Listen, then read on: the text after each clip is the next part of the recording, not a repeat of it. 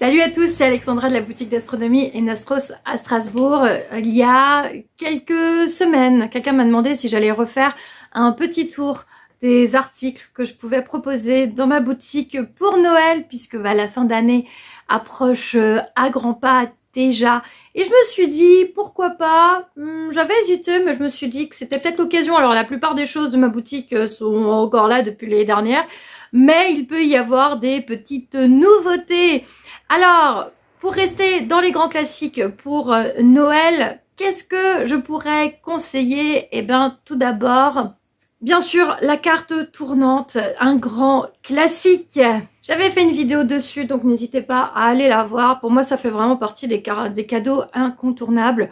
Lorsqu'on veut apprendre à observer le ciel, lorsqu'on a un télescope et qu'on ne sait pas trop se repérer, ou même si on aime l'astronomie et qu'on a juste envie de découvrir le ciel, ça c'est vraiment le bon cadeau. D'ailleurs, en restant dans la thématique de l'apprentissage du ciel, bien sûr, pour l'année 2024, le ciel à l'œil nu de Guillaume Cana et son calendrier pour avoir toutes les infos sur les éphémérides pratiques. Voilà, bien sûr, un abonnement sur un magazine astro, ça marche aussi, hein, sur une année, c'est vraiment, ça c'est les bons cadeaux. Autre cadeau que je pourrais conseiller, des maquettes, alors, ou des puzzles, voilà, ça c'est vraiment le petit truc aussi, voilà, qui est pratique. Alors maquette en bois, celui-ci est superbe. Et sinon, le puzzle, alors soit du 250 pièces, soit du 500 pièces, soit du 1000 pièces. C'est sur le site internet de Nastros, bien sûr, hein, je vous mets tout en descriptif.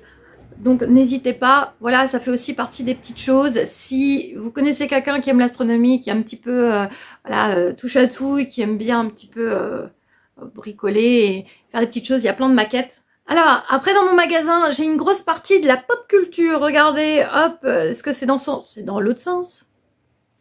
Voilà, j'ai une grosse partie en fait pop culture de l'espace. Donc on retrouve du Star Wars, du Star Trek, ça monte jusqu'au plafond. Ouais, voilà. Du Sailor Moon, du Senseiya, bien sûr, cette superbe figurine ici. Sel et poivre ici, selière et poivrière. Star Wars avec des sabres laser. J'ai des petites figurines. Voilà. Après, c'est très particulier d'aller sur de la pop culture parce qu'en fait, quelqu'un qui aime l'espace n'aime pas forcément la science-fiction. Enfin, généralement si, mais pas forcément. Et on recherche plutôt des cadeaux plus thématiques, terre à terre. Vous avez également, là j'ai des ensembles de cuisine. Rick et Morty et les maîtres de l'univers. Moi, je trouve ça trop marrant. Donc bon, après, ça... Moi, je trouve ça trop cool. Est-ce que je me verrais offrir ça à quelqu'un? Peut-être. J'ai également du E.T., un peu de Marvel et DC Comics. On retrouve également des pop. Alors les pop, ça marche toujours sur les jeunes, un peu moins les personnes âgées. Mais si jamais, voilà, il y a quand même pas mal de choses que j'ai mis en ligne sur mon site. J'ai également, alors on continue notre petit tour. Oui, voilà. Ouais, la figurine astronaute, mais celle-ci, elle est plus à vendre. Ça fait longtemps. Tac, ta, ta, ta. On tourne. Vous avez mon bureau avec toutes mes affaires. Ah oui, je travaille ici. Je fais mes vidéos là. Hein. Petite nouveauté, ici. Un superbe pull. Un pull de Noël de la NASA. Celui-là, franchement, j'avoue qu'il me fait vraiment de l'œil. J'ai trop envie de m'en prendre un. J'en ai que deux en taille M, par contre. Il n'y avait vraiment pas beaucoup de choix. Je m'en excuse, mais ça taille assez... Bon, quoique. Non, ça fait ma taille. Ça fait ma taille. Bon. J'ai également les bonnets Ninja. J'essaye quand même d'avoir beaucoup de choses diverses dans ma boutique autour de l'espace. Alors, sur l'autre côté... Vous allez me dire, mais il y a que des jouets. Non, c'est parce que, comme c'est Noël, c'est ce que j'ai mis en avant. Mais il y a un petit peu plus de ce côté-là. Nous retrouvons, alors, des oculaires. Vous avez les Hyperion, les Morpheus, les Skywatcher en 58 ou 68 degrés. Vous pouvez avoir des télévues, alors cela que sur commande. Vous pouvez également avoir la marque Explorer Scientific cette année. J'ai un petit favori, c'est le 6,7 en 82 degrés. si le télescope peut supporter le poids. Alors, pour un petit instrument, 130-900, moi je reste quand même sur mon 6 mm en 66 degrés parce qu'en fait l'oculaire est quand même plus léger. Donc au niveau de la charge et de la monture, comme c'est déjà une petite monture, la EQ2, en fait ça ira très bien. Mais si vous avez un 150 par 750, un 200 par 1000 ou un Dobson 150 par 1200, 200 par 1200, 250 par 1200 et bien sûr plus, vous pouvez aller sur les ES, hein, comme dit le 6,7 mm en 82 degrés. Top, top, top. À moi, après, je suis pas fan des trop grands champs. C'est-à-dire que les 100 et 110 degrés, c'est vraiment pas du tout ma came. Alors, on m'a dit, c'est parce que tu portes des lunettes. Peut-être, peut-être. J'arrive peut-être pas bien au niveau des grands champs.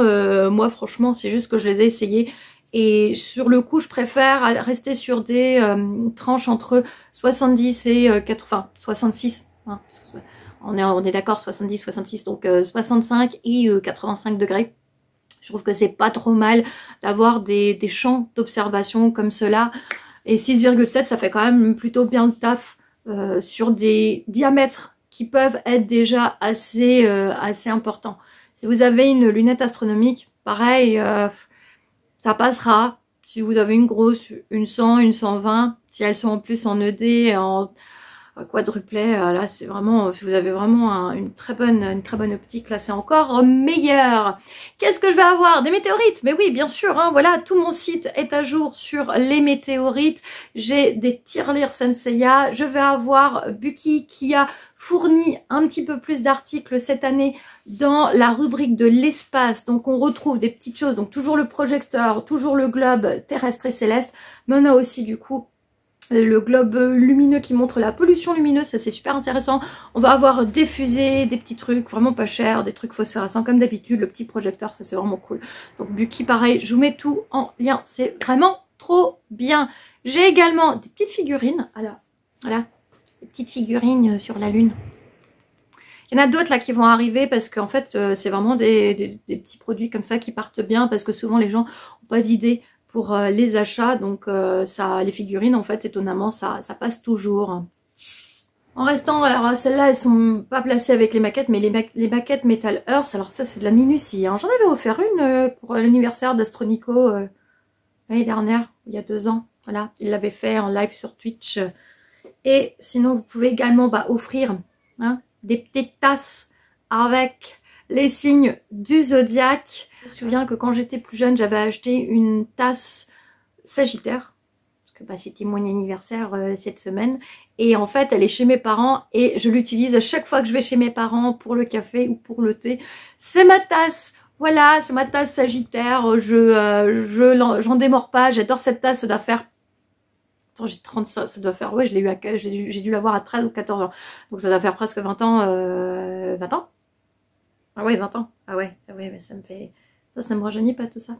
Après, ça doit faire 20 ans que j'ai cette tasse. Je l'ai jamais mis au lave-vaisselle parce que c'était déconseillé. Je la lave toujours à la main. Et je vois encore le Sagittaire. Mais c'est une tasse que j'adore. Donc je me dis que ça peut être le petit cadeau sans patoche. J'ai également des petites bananes NASA pratiques. Par exemple, si vous faites une soirée astro et que vous avez besoin de mettre des petits accessoires dedans. J'ai encore les Astrolab de dispo. Ils sont encore là. Voilà, il m'en reste encore quelques-uns de l'année dernière.